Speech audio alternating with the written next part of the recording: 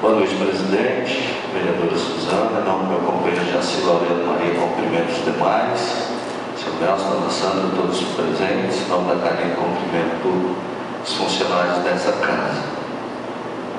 Na verdade, a forma de analisar o repúdio não quer dizer que a gente é contra a luta dos professores e que concordamos com o ato do governador.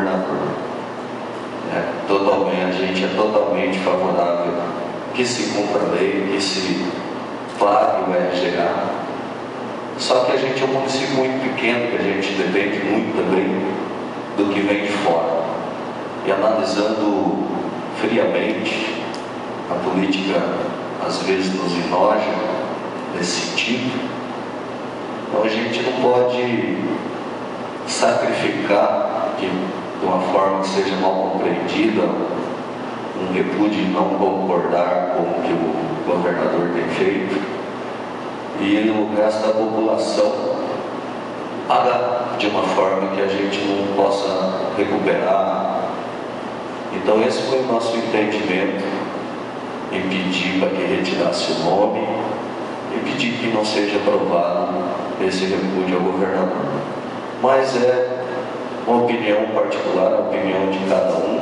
A gente vive numa democracia e cada um entende da forma que quer. Naquele momento, no fervor, sem analisar a proposta, a gente foi favorável, concordamos. Só que agora eu tenho toda a liberdade de expor minha vontade. Não sou, novamente, feliz, não sou contra a luta dos professores e também não concordo com o governador, com a atitude do governador. Só um repúdio que eu acho desnecessário. O nosso município, dentre tantos municípios, enviar e a gente correr risco de perder alguma coisa. Era só para esclarecer esse entendimento. No mais, desejar uma boa noite a todos e fiquem com Deus.